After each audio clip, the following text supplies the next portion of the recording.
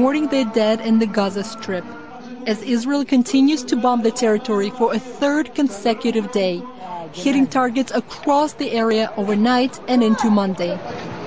It's bombed the crowded cities of Beit Lahia and Jabalia in the north, and Rafah and Han Yunis in the south, with anger growing both at Israel and the regional players. Our homeland is the best. We seek no support from others, especially the despicable dog of Egypt, Mubarak. This is what's left of a house in Jabalia, where an Israeli strike killed 5 children of the same family. 7 of us were sleeping when all of a sudden all the walls came tumbling on us. They were all screaming. I told them all to call for martyrdom because we were all going to die tonight. And this is what used to be the Islamic University of Gaza. 30,000 students used to study here. But Israel says it was a Hamas site for making weapons and explosives, so it's bombed the university along with the government compound. And this is Rafah. Here, Israel has been attacking the supply tunnels out of Egypt because Hamas, it says, uses them to smuggle in weapons. But one of the strikes hit a residential area, and at least 2 children were killed. Israel is still insisting it only wants to target Hamas. We are trying to make all the efforts in order to target only terrorists and Hamas headquarters and places. But unfortunately, in a war, like any war, sometimes also a civilian pays the price. But that price has already been too high for Palestinians. The medical sources say over 300 people have died, and the United Nations says 51 of the dead were civilians. The medics say Gaza's 9 hospitals are overwhelmed, running out of the basics to treat the injured. Really, we're exhausted. We are bleeded over the last 3 days. Our stores are about to be depleted. Many are now desperate to leave. Israel says it wants to change realities on the ground once and for all, and it's prepared to do whatever it takes, for however long it takes, to achieve its goals. And the scale of the bombardment of Gaza so far proves Israel is sticking to its plan. Rosa Ibrahimova, Al Jazeera.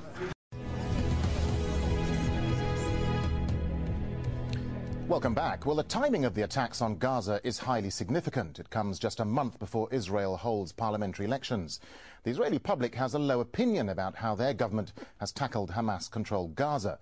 The opposition leader, Benjamin Netanyahu, has been leading opinion polls, but that gap has narrowed since the weekend's attacks. Meanwhile, the 2 main Palestinian factions, Hamas and Fatah, remain deeply divided. Gazans may have been looking towards Palestinian President Mahmoud Abbas to condemn Israel's attacks, but he blamed Hamas for allowing the situation to arise in the first place. Well, still, we're joined by our guests in Jerusalem, Mark Regev, in Amman, Azam Tamimi, and in Manchester, Chris Davies. Mark Regev in Jerusalem, I mean, at some stage, you're going to have to talk to Hamas, and you're going to have to talk peace with the Palestinians from both sides of the political divide, Hamas and Fatah, no matter how unpalatable that may be. Israel is willing to talk to Hamas if Hamas meets the benchmarks not laid down by Israel, but laid down by the United Nations. It was the former Secretary General, Kofi Annan, who articulated, I believe, 2 years ago. He said, for Hamas to be recognized by the international community, it must recognize my country's right to exist. It must renounce terrorism and violence. It must support the peace process. And it's not just Israel that doesn't talk to Hamas. Europe refuses to speak to Hamas. Canada, Japan, Australia, the United States, most of the world refuses to deal with Hamas because of their extremism. Now, if Hamas wants to change, if Hamas wants to reform, then the door is, of course, open to dialogue, not just with Israel, but with the world. I think the problem is, as your guest in Jordan said, the problem is that in the eyes of Hamas, Israel is not legitimate. In other words, we should be destroyed, or as Mr. Ahmadinejad in Iran says, we should be thrown into the sea and liquidated. They're against peace. They're against reconciliation. Right. They're against a 2-state solution. It's not surprising. I mean, in that situation, there's very little. How can you involve them in a political process when they're against that very process? Azam Tamimi, in Amman, I mean, the Israeli daily newspaper Haaretz carried out a survey a few months ago that said 64% of Israelis favoured a negotiated settlement, a negotiated truce with Hamas. Is this message to Israelis, politicians, that they need to find another way than just the military solution of perhaps bombing Hamas back to the Stone Ages? Of course, the Israelis had the option of entering into a long-term truce with Hamas. And the offer of long-term truce was offered to the Israelis as early as 1994 by the late Sheikh Ahmad Yassin. But the Israeli laughed off the offer. They already had a partner they thought they could make peace with until they got rid of Yasser Arafat and replaced him with Mahmoud Abbas.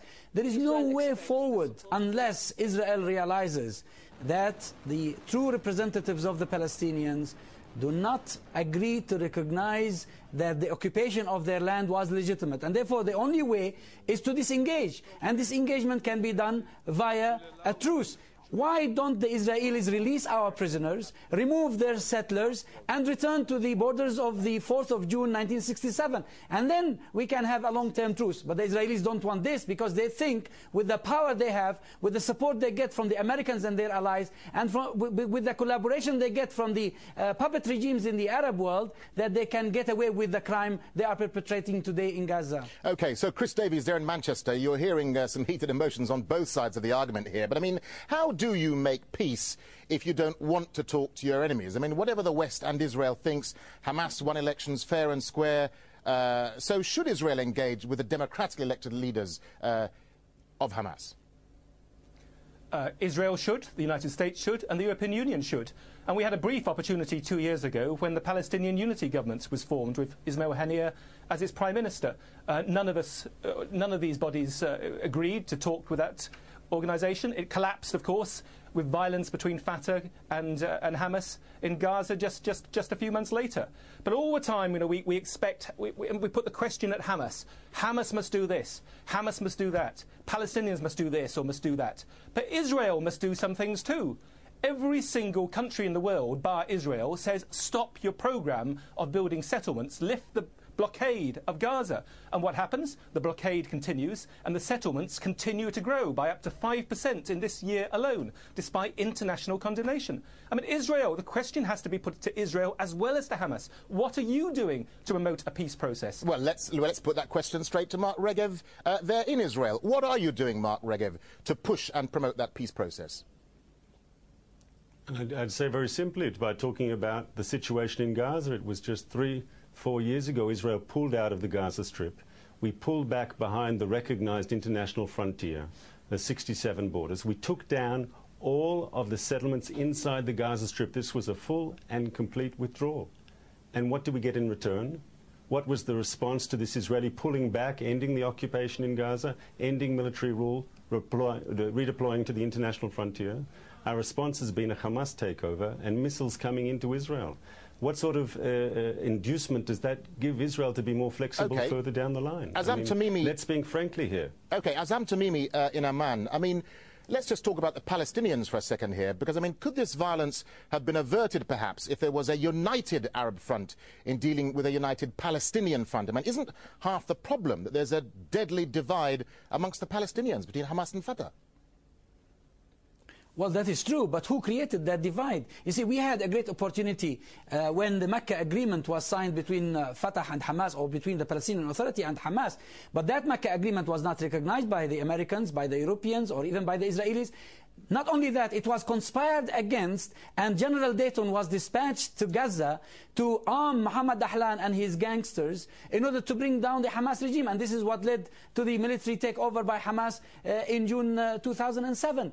You see, we had a great opportunity that the world could work with a united Palestinian position, but they didn't want to do this. So the solution to the problem now is to go to the Mecca agreement, form a national unity government, reform the Palestinian security institutions, and then if Mahmoud Abbas wants to continue to negotiate with the Israelis, he can bloody continue to do that if he wants to, and let him get the Palestinians something. But the world doesn't want this to happen, and they continue to create divisions among the Palestinians by creating collaborators and puppets, by supplying them with millions of dollars. OK, Chris Davies, let's just bring you back into the discussion here and just widen it out a little bit. Because, I mean, does this escalation in violence between Hamas and Israel scuttle any hopes that the incoming Obama administration has of pushing the peace process forward? I mean, Obama's now got the situation in Gaza, he's got Afghanistan, he's got Iraq. What happens now? What does he do?